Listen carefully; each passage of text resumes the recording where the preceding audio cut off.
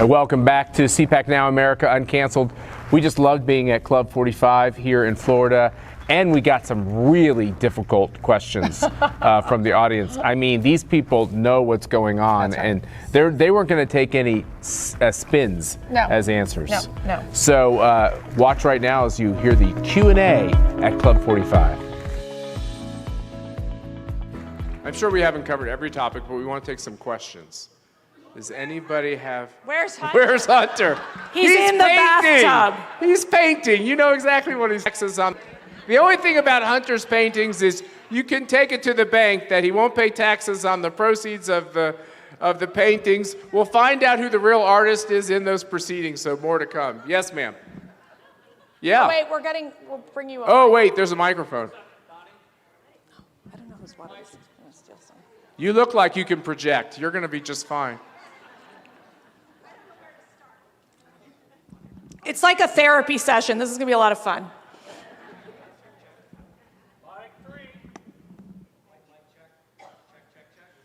Let her talk. Go ahead.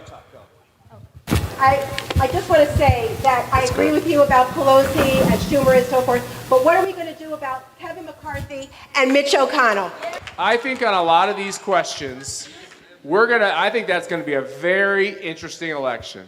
When we add all these seats, I think we're going to add a lot of House seats. I think we get back the majority in the House, and I think the same thing's going to happen in the Senate. And look, and I think all those elections are a complete live wire. And what the Republican Party has done in too many cases, and this is true with Leader McConnell, is they view their job is to negotiate the terms of our surrender, try to get something, right?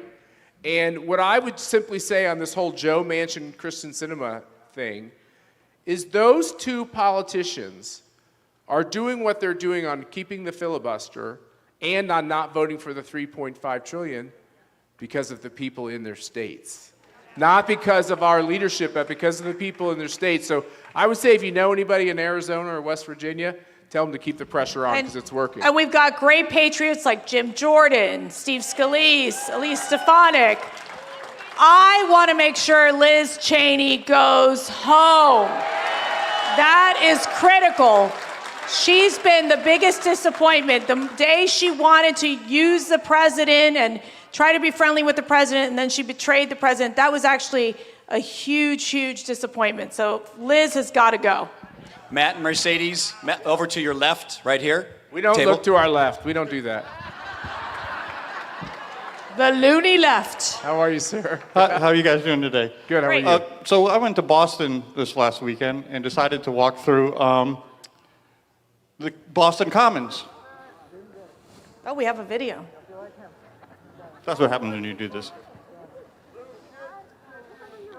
I was attacked, thrown to the ground, and my flag was taken from me.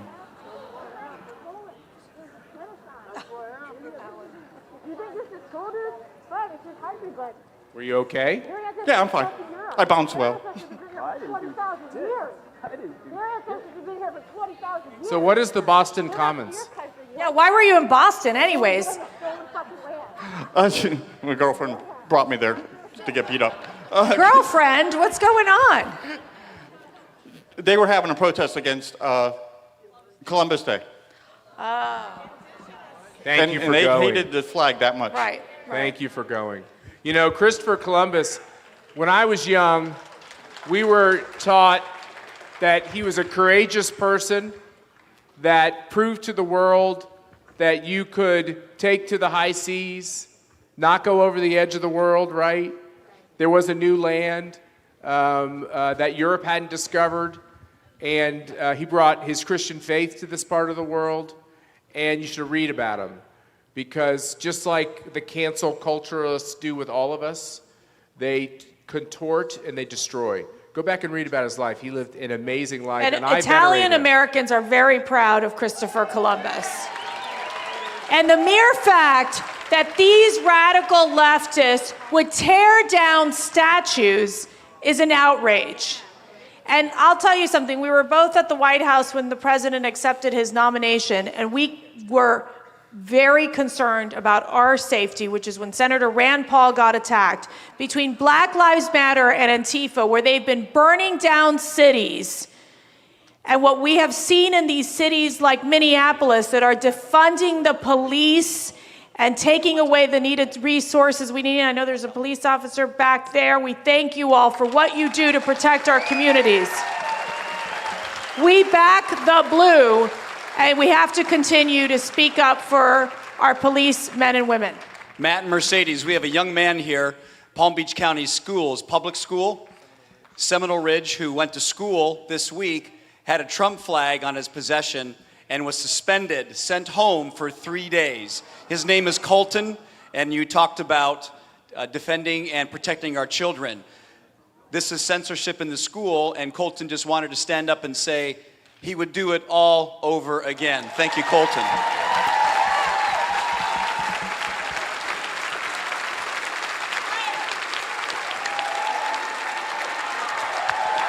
Let's hear it for Colton.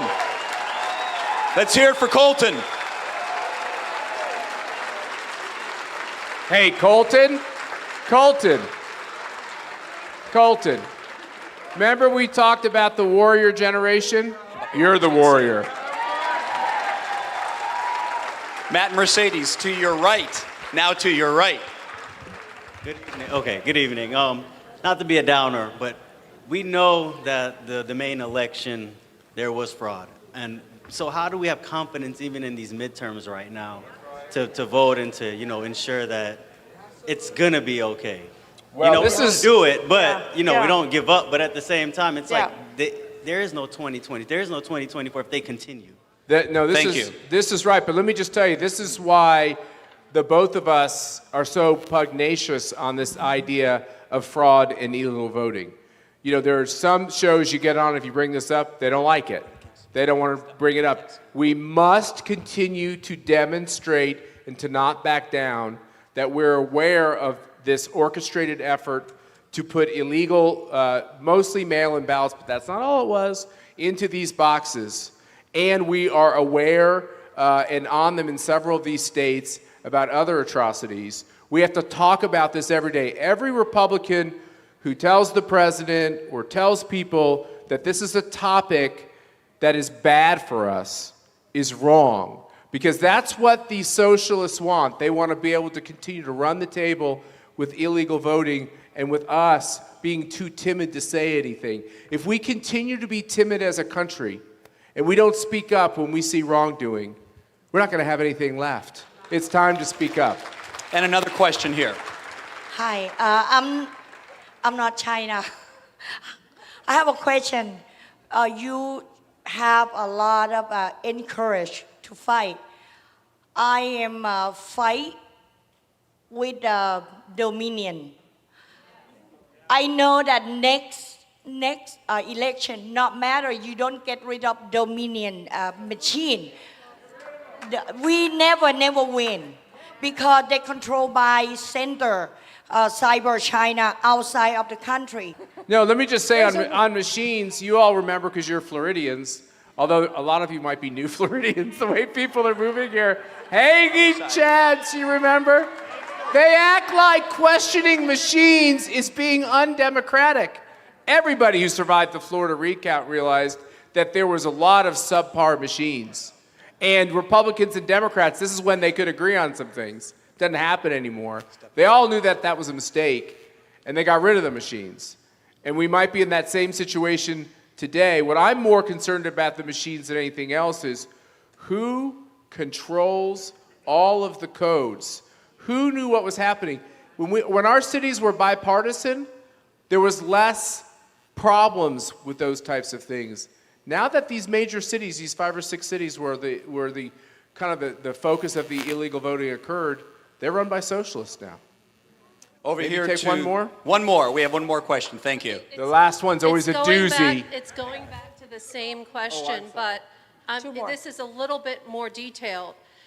Do we have legal action in place in every single state in this country that's going to prevent these hacked Dominion machines from occurring again Okay, and again so- in the next presidential election? so because I know that there's lawsuits going out there, like in Arizona and all these other places, but is there an actual plan in place to resolve this root cause of the issue? We have to be Thank you. honest that in the last campaign, both, Mercy alluded to it, both Trump's campaign and the RNC really dropped the ball. And it was really one of the most just disgusting things I've seen in politics, where they had the money and they didn't have a plan, and they didn't have election day activities. And I would say, I'm a Republican, but I'm a conservative first, and I'd simply say what we're trying to do is build outside resources in the nonprofit world,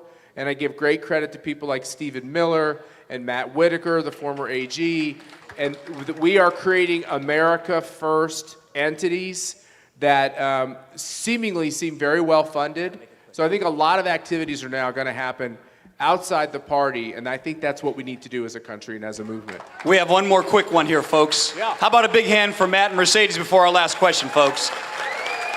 Oh, come on. Thank you. Okay, last question. Okay. My name is William Owens. I serve this country. I go way back to the Tea Party Express. I was in the Air Force. Yes. I traveled on the buses throughout America. Matt, this is a tough question. It needs to be asked. I've been involved in this fight for a long time, and a lot of African Americans who are Republicans are frustrated. And I say this to all of you all. I love you all so much. I love this nation. I love this country. We're looking for ways to share more and be a voice. We don't understand why there is still yet a minimalization of us being able to engage. I travel this country right now full-time in my motorhome because I love this nation. My parents worked hard. They raised 5 children. And we need all hands on deck. Yes. And all I'm saying is this, is that there's a lot of African Americans who talk amongst themselves and they're asking why. And it's not about racism, it's not about that at all, but it's about being involved. It's about us feeling like that we have a part in this. We want a part in this. It's not about us trying to figure it out. It's just about one thing. We are Americans. I think you found another warrior, Matt. Yeah. I want to add, you. I've done a lot of Hispanic outreach for a long time and worked very closely with with Katrina Pearson and several others who really launched in terms of bringing black voters to, and really I think Trump has done an amazing job of bringing in minority voters into the fold. I always felt with politicians, and this is a good lesson for anyone who's going to run for politics, which I don't know why they would do that, because I think that's crazy. But Republicans have failed time and time again to go into the minority communities. They are so afraid. And it's like, show up. And one of the greatest gifts Donald Trump has, and Matt can vouch to this, is listen. Yeah. Don't go there and say, this is what I think and this is what I should do. Listen. It's what Donald Trump does. He gets his advisors all in a room and he will ask every single advisor. They might have all different opinions. If he's with a group of people, he wants to listen to what you think. Even if you're the littlest person in the room, the most insignificant person in the room, value each person who's there, because that's how you're going to have a winning campaign. And that's why I feel very strongly, along with you, sir, and I want to thank you for your service. And I know Al did this with the Veterans for Trump campaign as well, to reach out to those voters that maybe weren't involved before. I'm going to have a show of hands of those who have never been involved in politics and got involved in politics because of Trump. There you go. People who never followed politics because they thought, it doesn't impact me. But then when Donald Trump ran, they were like, wait a second, he's saying something that I understand and I believe in. So that has to happen at all levels. With you traveling, you're a great representative and a great voice that we need nationally to spread this message of America First, of saying, those Democrats have failed you. Matt and I drove two hours from where our daughter was in college to go to Chicago, getting to Midway Airport. That black community, it's depressing. The buildings are closed. There's so much poverty. It is unfair what's happening in these communities. And who's running the show? The Democrats. And we have to show them that there's a better way to live, that there is a way where you can prosper and have hope and have the educational opportunities to take it to the next level. And tell them that they don't have to be dependent on Democrat rule. Hey, Sue, is everyone welcome here? So why don't we all go for the next meeting, go invite somebody who you might not have thought. I was sitting at the airport on the way down here, and I shouldn't have done it, and I told Larry and Sue this, but there was two black women sitting across from me at the table at Reagan Airport. I love Reagan Airport, by the way. And they were talking. Pretty soon, I heard what they were talking about, and they were talking about vaccine mandates and how wrong it was, and how they should have the right to control the health care of their body, and how these boosters, I call them the Biden boosters. And I was like, and we had this nice bonding moment over why our Southwestern flight was so late. It was pretty late. And then I got on the plane, and I sat next to two white women. And they were talking about how your governor is so terrible, and these crazy people that don't get vaccinated, and blah, blah, blah. And I was like, I don't know. I think things are shifting really quickly. So I think we ought to be really open to who our allies are. Yeah. Thank you, everybody. Yeah, that was a blast. Thank you so much. God bless you all, and God bless this great country. Okay, so what a great day we had here in Florida at the Club 45. You've seen the great. I want to try to move to Florida, but we don't know if that's part of the plan. It would make me happy. Really? Have you broken it to the children? No. Do you know where they're going to school? These are the details that you have to iron out. But no, Florida definitely not public schools. Florida is definitely prospering, and don't listen to people that say, oh, all the immigration into Florida, legal immigration, that it's mixed. I really think that Florida is becoming more red, and I think Texas is becoming more red. I agree. And one of the reasons Florida is more red is because your family lives here. Oh, that's And they right. were here in the room, right? They were. We had a lot of fun. It was my parents, Maria and Jose Viana, and my sister, Melissa Viana, my dearest friend and best sister. Is she your ever. favorite sister? Well, she's my only sister, Yeah. but yes, I mean, we're very close. And she was the one that knew early on that Trump was going to win. And why did she know that? Because she just could knew sense he was it. going to be like Yeah. the common sense business guy who was going to make a difference in our country. So Yeah, no, it's true. And what you realize when you hang out with the good people of Club 45 is how wonderful MAGA America is. You know, Mercy and I got to go all over the country. You were on the pink bus, I was on the red bus. We campaigned all over these battleground states for the president, and we met these great MAGA warriors out there. And, you know, they're so maligned, and they say the worst things about them in the kind of the press around the swamp. Right. And this is the heart and soul of America, salt of the earth. But you know what you're starting to see are those people that the Democrats and independents that are looking at this Biden presidency saying, what have I done? Why did I support this guy who really is the weakest president that we've seen in our lifetime? So, you know, we're going to keep talking about what we're seeing across the country. We're going to keep calling out the Biden administration and these leftist radicals who are trying to destroy our country. And we're going to make sure that we all come together along with the great people of Club 45 USA, CPAC, to make sure that we save America and that we ensure that we get Republicans elected. So now we don't know where the next big CPAC is going to be. Here are our options: Florida, the swamp. So if you want to contact us at CPAC and let us know where you want CPAC to be, that'll help us make the decision. The swamp, Florida. I know where your vote is. Well, you already know. It's going to be Florida. But anyways, we want to thank you all for watching. I can't even tell you we've gotten such great responses from folks out there on watching the show and making sure that we keep you posted on what's happening in the swamp while I try to move the rest of the Schlatt family down to Florida. Could happen. Good night. Thanks for watching.